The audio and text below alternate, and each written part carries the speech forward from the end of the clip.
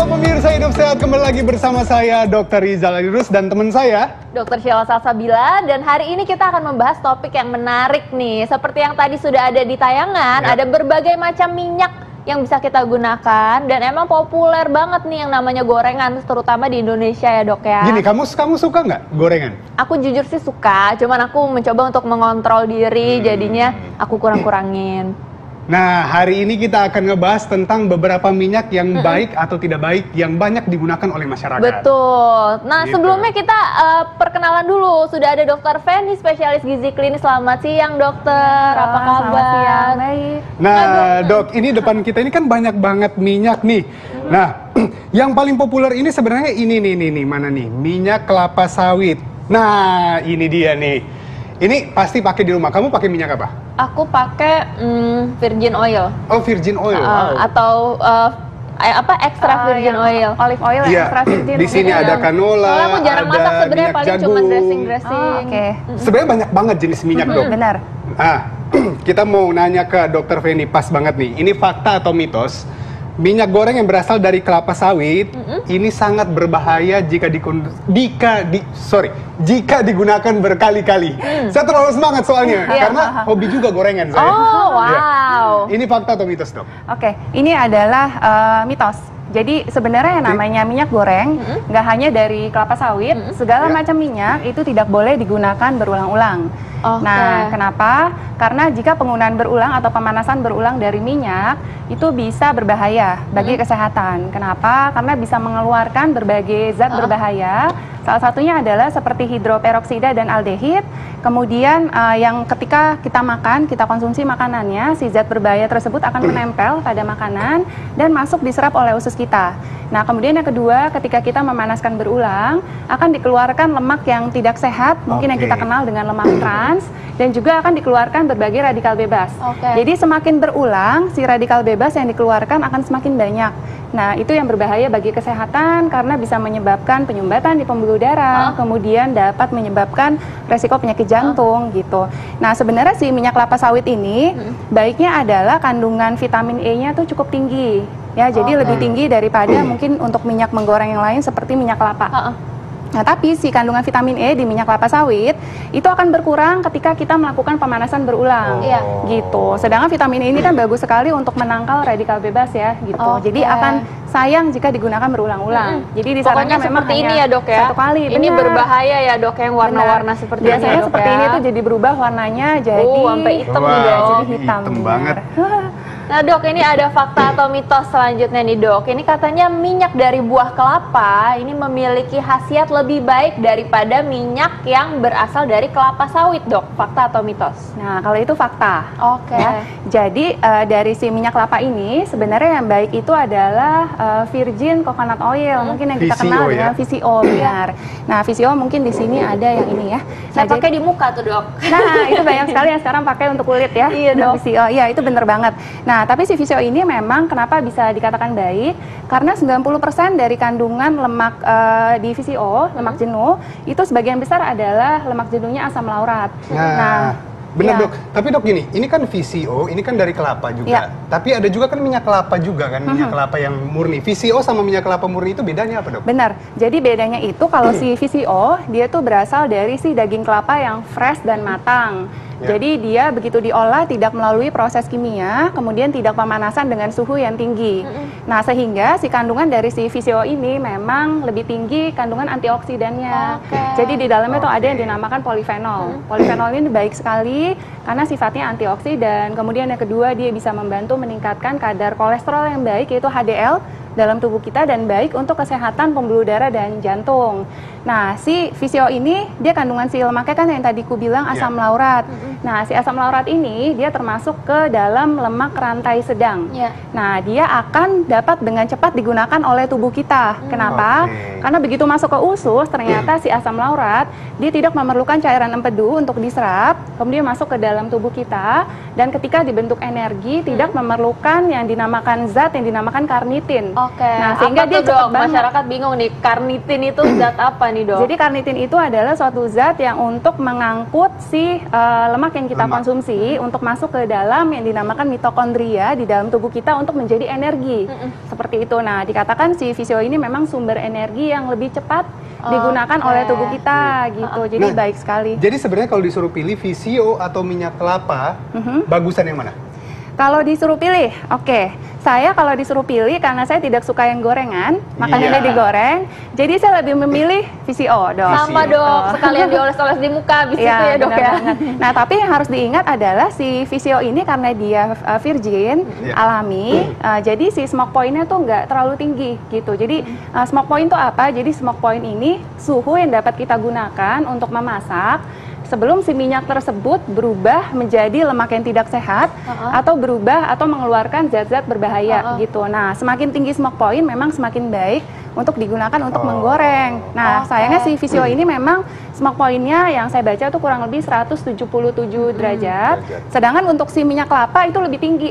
Jadi kurang lebih 230. Berarti intinya Gitu. kalau misalnya masyarakat mau masak-masak, tumis-tumis, itu boleh pakai VCO ya, Dok ya? Boleh. Tapi kalau misalnya deep fried itu nggak boleh ya, Dok ya? Nah, Lebih kalau baik deep fried pakai- lebih baik pakai minyak kelapa atau Oke. seperti minyak kelapa sawit karena smoke point-nya lebih tinggi seperti Baik, itu. Dok. Jadi ini paham. Sebenarnya untuk berapa kali pemakaian ada nggak, Dok? Batasnya? Batasnya, Mau itu oke. minyak kelapa sawit, visio atau minyak kelapa biasa? Baik.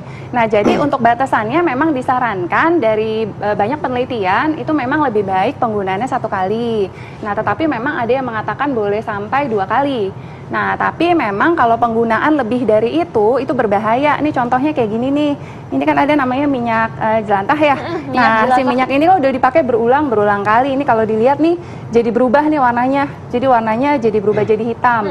Nah, si warna hitam di dalam ini dia tuh di dalamnya banyak zat-zat berbahaya yang tadi aku sebutin itu. Jadi ada hidroperoksida, kemudian aldehid, radikal bebas, segala macam itu berbahaya gitu. Jadi saran saya kalau memang mau konsumsi dari minyak, jangan sayang-sayang. Jadi lebih baik 1 kali kemudian buang, atau seperti untuk minyak untuk menggoreng maksimal banget itu 2 kali, Dok. Maksimal 2 Oke, nah Dok, ini berhubungan dengan fakta atau mitos kita nih, Dok. Ini katanya, Dok, minyak jelantah ini atau minyak goreng yang sudah digunakan berkali-kali ini, Dok, ini dapat memicu penyakit jantung dan juga penyakit kanker, Dok. Ini fakta atau mitos, tapi jangan dijawab dulu. Sesaat lagi, jangan kemana-mana, tetap di Hidup Sehat. Iya, pemirsa, kembali lagi di Hidup Sehat. Dan tadi sempat kita lihat juga ya, itu pembahasannya dari mana sih kita dapat berbagai macam minyak. Ada yang dari buah-buahan, ada juga yang dari tanaman-tanaman. Dan tadi kembali lagi ke mitos atau fakta nih, Dok. Tadi belum sempat dibahas ini. Minyak jelantah ini atau minyak yang biasa dipakai berkali-kali, Dok, ini katanya dapat menyebabkan penyakit kanker dan juga penyakit jantung, Dok. Fakta atau mitos? Nah, itu udah pasti fakta, Dok. Ya, karena apa tuh, Dok? Nah, jadi si minyak jelantah ini mungkin tadi sedikit ku bahas. Jadi dia memang karena sudah dipakai berulang, sudah pasti kalau kita lihat nih dari warnanya seperti ini, warnanya berubah. Jadi berubah menjadi warna hitam. Nah, kemudian akan ada perubahan rasa dan juga bau. Jadi baunya tidak enak. Nah, kemudian akan terjadi juga perubahan dari kandungan zat gizi di dalamnya. Jadi salah satu contoh yang berubah, contoh nih misalnya kita menggunakan minyak kelapa sawit. Ya. Nah, ini kan tinggi akan kandungan vitamin E. Nah, ketika kita gunakan berulang, vitamin E-nya akan rusak. Nah, padahal vitamin E ini penting sekali ketika kita memasak, kan banyak keluar radikal bebas. Nah, vitamin E ini fungsinya untuk menangkal atau menangkap si radikal bebas yang dihasilkan. Nah, yang kedua, ketika kita menggunakan minyak jelantah seperti ini, itu di dalamnya banyak terkandung zat-zat berbahaya. Contohnya seperti aldehid, kemudian peroksida. Itu berbahaya banget untuk kesehatan kita. Nah, sama semakin kita gunakan berulang, si radikal bebas yang dihasilkan akan semakin banyak.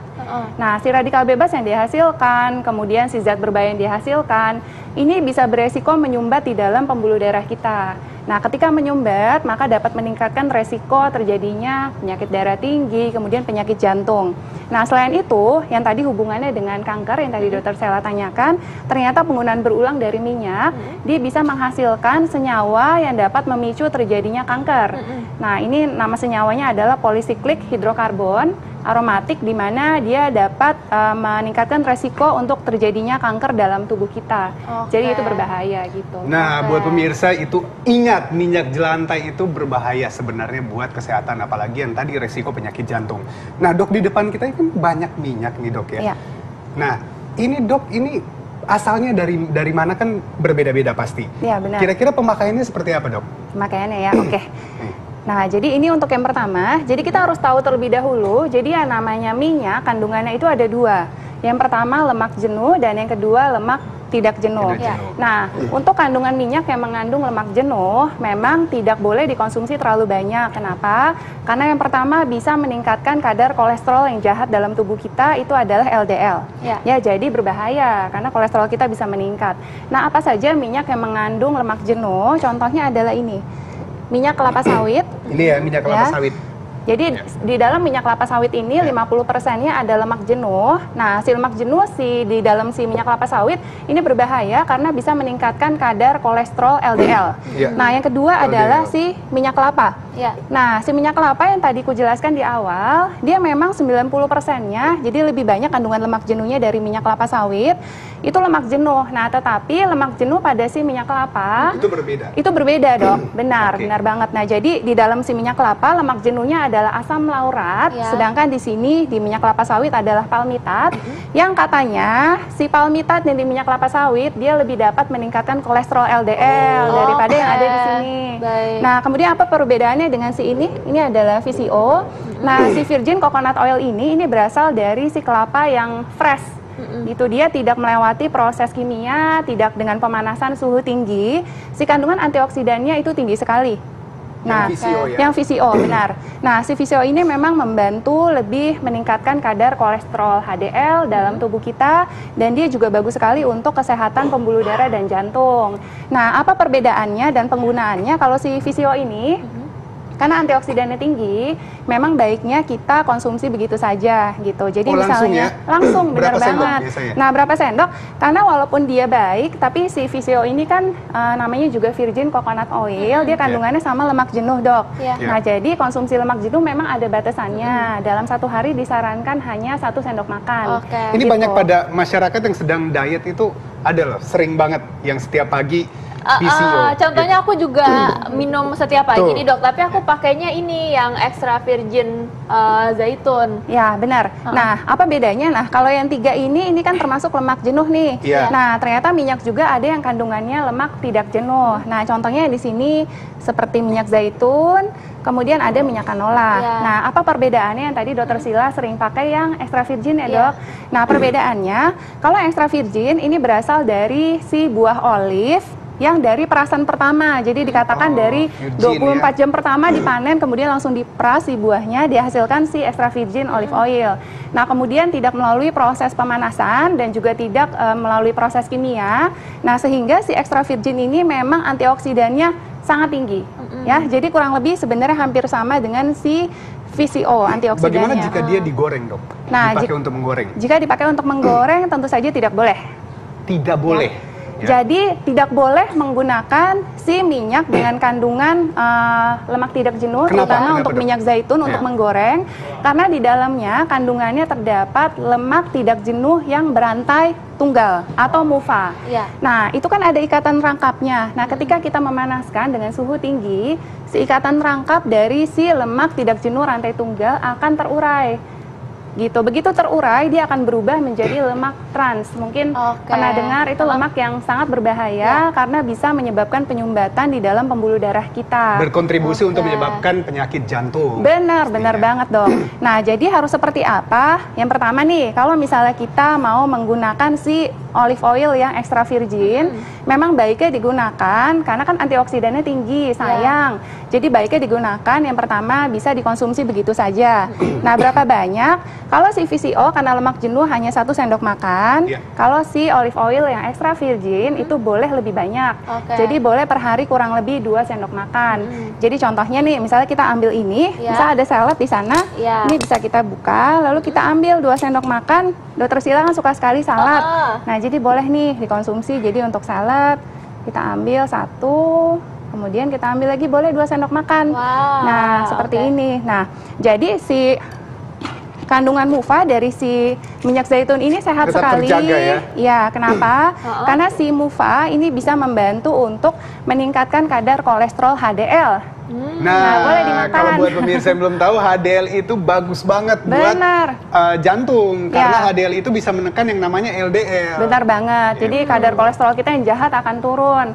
Nah, kemudian si mufa ini juga baik sekali pada penderita diabetes, Dok. Nah, kenapa? Karena si mufa ternyata dapat memperbaiki kerja dari insulin dalam tubuh kita, gitu. Gimana Sila? Gimana nih? Iya, enak, Dok. banget, Dok. Enak. Ya. Seger. Nah, Dokter Karena Sila emang sama suka seperti juga sih, saya, Dok. sukanya salad. Jadi Iya, saya Dok. juga nggak suka makanan-makanan yang digoreng.